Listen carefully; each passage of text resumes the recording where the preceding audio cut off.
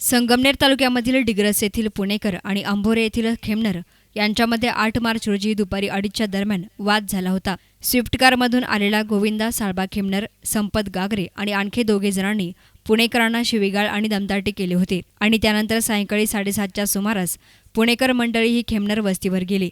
तेथे दमदाटी करण्याचा जाब विचारला असता याचा राग येऊन गोविंद खेमनर याने स्वप्नील शिवाजी पुणेकर याच्या पोटावर धारदार चाकूने सपासप वार केल्यामुळे स्वप्नील जागीच ठार झाला. तर इतर विनायक साळबा पुणेकर, भाऊसाहेब पुणेकर, शिवाजी केरू पुणेकर यांच्यावरही हल्ला केल्यामुळे तेही जखमी झालेत. घटना घडल्यानंतर हल्लेखोर फरार झाले.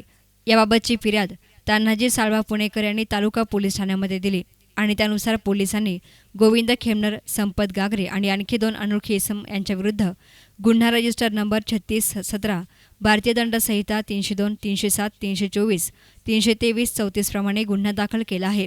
तर याविषयी अधिक तपास उपविभागीय पोलीस अधिकारी डॉक्टर अजय देवरे हे करत आहेत. याप्रसंगी मयत स्वप्नील पुणेकर यांचे वडील शिवाजी पुणेकर यांनी सविस्तर माहिती दिली. मी शिवाजी पुणेकर.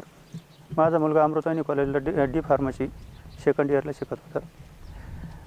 तर दर दिवशी 6च्या गाडीनं जाणे आणि 12च्या गाडीनं येणे हा अपडाऊनचा कार्यक्रम. परंतु त्याच कार्यक्रमात काल येताना त्याला अंबोऱ्यामध्ये गाडीतून त्या अज्ञात व्यक्तींनी गाडीतून ओढण्याचा प्रयत्न केला. तो तिथं उतरला नाही, परंतु बजेवा मंदिरापाशी आल्यानंतर उतरला. पुढं आल्यावर त्या अज्ञात व्यक्ती म्हणजेच गोविंद खेमनर आणि संतोष गागरे म्हणून असे 2 नावं मला मी ओळखले समोर.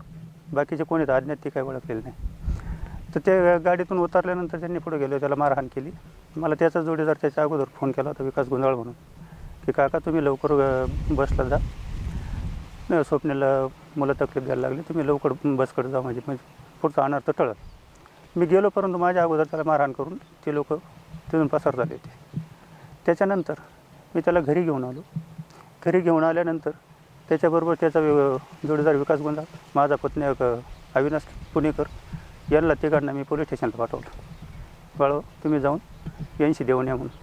पण ज्यावेळेस ते दुपारी 1:30च्या दरम्यान 80 देण्यासाठी पोलीस स्टेशनला गेले, त्यावेळेस तेथील स्थानिक कर्मचाऱ्यांनी त्यांना धुडकावून बाहेर काढून दिले. आणि त्याच्यानंतर संध्याकाळी म्हटलो, हा अनर्थ कायम चालू राहण्यापेक्षा आपण घरी जाऊन त्या लोकांना समजावून सांगू, या मुलांना कोणाची चुका असेल त्यांच्या बाहेर घालून हे जागेवर आपण मिटून टाकू. म्हणून ह्या हेतून आम्ही तिथे गेलो. तर त्या तो कुठं होता काय सांगता नाही. तो तिथं आला काही क्षणातच. 4 व्हीलर स्विफ्ट गाडी होती.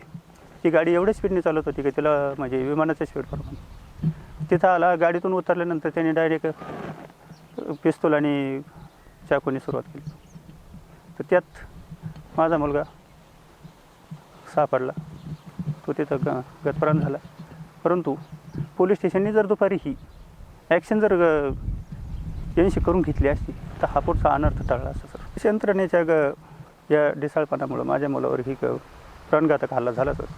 परंतु ही जे ड्युटीवर कर्मचारी होते त्या टायमाला, त्यांनी जर समजा ही कारवाई केली असती तर पुढचा कार्यक्रम घडला नसता. तेव्हा जे ऑन ड्युटी हवालदार होते तिथं, त्यांनी ही 80 का नोंदवून घेतली नाही, याच्यावरून त्यांना आज कुठल्याही परिस्थितीत त्यांचं शासन त्यांना दिलं पाहिजे.